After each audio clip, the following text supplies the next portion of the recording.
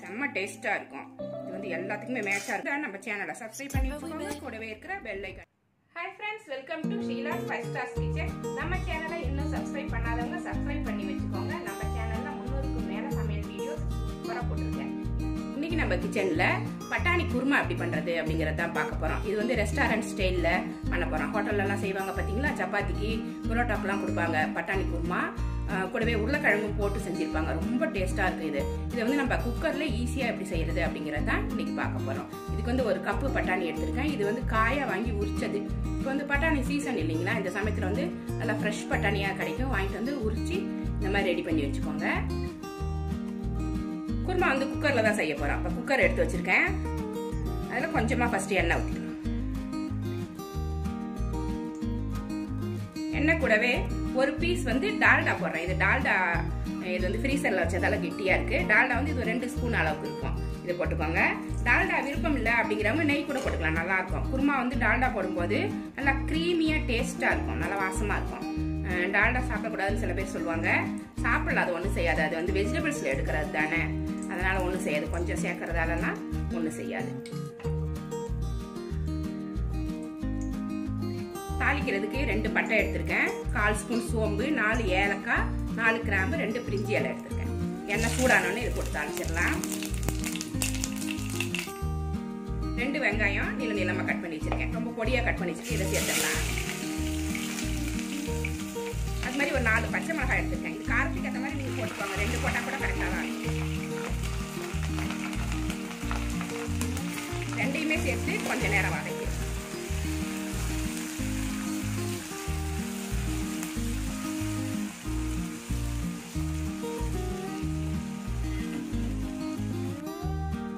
நல்லா வதங்கிடுச்சு. 3 தக்காளி கட் பண்ணி வச்சிருக்கேன். இதை போட்டுக்கிறேன்.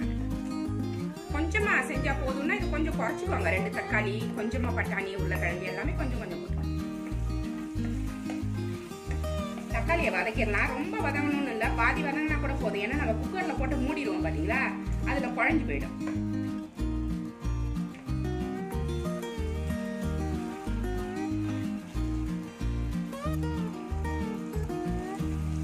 தக்காளி கூடவே இஞ்சி பூண்டு பேஸ்ட் எடுத்திருக்கேன். இது ஒரு 2 ஸ்பூன் அளவுக்கு இருக்கும், போட்டுக்கலாம்.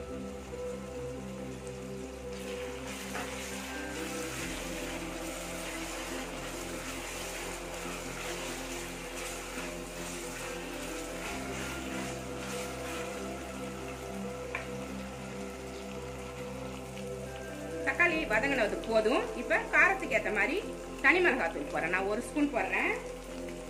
1 ஸ்பூன் மிளகாத்தூளுக்கு 1.5 ஸ்பூன் மல்லி போட்டுக்கிறேன். சமமா போட்டாலும் நல்லா தான் இருக்கும். நான் இன்னைக்கு 1.5 ஸ்பூன் போடுறேன், கொஞ்சம் தூக்கலா இருக்கட்டும். இது வந்து கரம் மசாலா பொடி 1 ஸ்பூன், மஞ்சள் பொடி 1/2 ஸ்பூன்,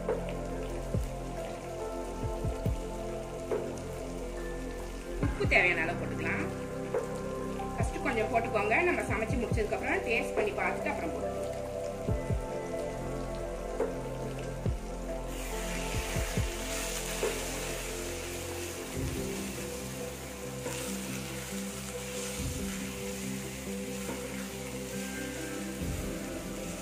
நல்லா கலந்து விட்டுட்டு இப்ப பட்டாணி, உருளைக்கிழங்கு எல்லாத்தையுமே இதை சேர்த்து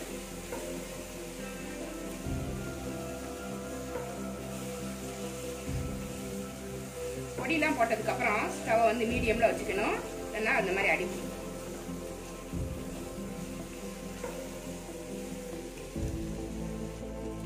ரெண்டு உருளைக்கிழங்கு கட் பண்ணி எடுத்து வச்சிருக்கேன். தோலெல்லாம் சீவிட்டு இது மாதிரி கட் பண்ணிக்கோங்க. இது போட்டுக்கலாம். இது கூடவே பட்டாணியும் சேர்த்துருங்க. உங்களுக்கு எவ்வளவு தேவை சேர்த்து, எல்லாத்தையுமே சேர்க்கணும்ன்ற அவசியம் இல்லை, போதும். அரை மூடி தேங்காய் அரைச்சி வச்சிருக்கேன். இது இப்ப தேவையான தண்ணி சேர்த்துக்கலாம்.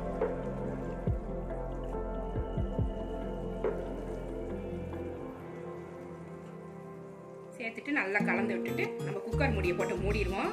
ஒரு 4 விசில் வச்சு எடுத்தாக்கா குருமா ரெடியா இருக்கும். ரொம்ப கம்மியா தண்ணி வைக்காதீங்க. நிறைய தண்ணி இருந்துட்டாலும் கொஞ்சம் ஓப்பன்ல கொஞ்ச நேரம் சூடு பண்ணிட்டாக்கா குறைஞ்சிடும். ரொம்ப தண்ணி வந்து கம்மியா வச்சுட்டோம் அப்படின்னா அடி பிடிச்சிடும். இந்த சமயத்துல உப்பு காரம் எல்லாமே செக் பண்ணிக்கோங்க. வத்தலெல்லாம் இந்த சமைக்கிற போட்டுக்கலாம். இப்போ பார்க்கவே சூப்பராக இருக்கும். லாஸ்ட்ல கொத்தமல்லி புதினா போட்டுருவோம். போட்டுட்டு குக்கரை மூடுவோம். இது ஒரு 4 விசில் வந்தா வெந்துடும். எக்ஸ்ட்ரா வேணா 1 விசில் 2 விசில் எடுத்து வச்சுக்கோங்க. ஏன்னா தண்ணி கொஞ்சம் அதிகமாக வச்சிருந்தீங்கன்னா எக்ஸ்ட்ரா 1 விசில் 2 விசில் வச்சுக்கோங்க.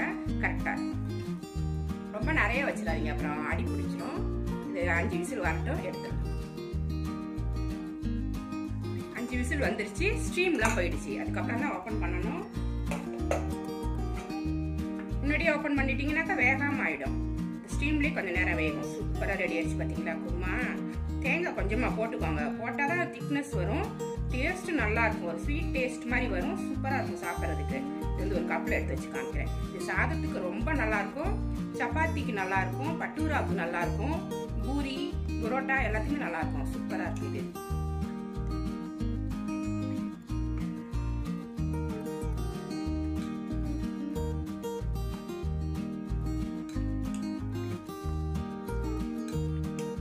செம்ம டேஸ்டான உருளைக்கிழங்கு பட்டாணி குருமா. ரொம்ப ஈஸியாக குக்கரில் வச்சுட்டோம். இது ரெஸ்டாரண்ட் ஸ்டைலில் செம்ம டேஸ்ட்டாக இருக்கும்.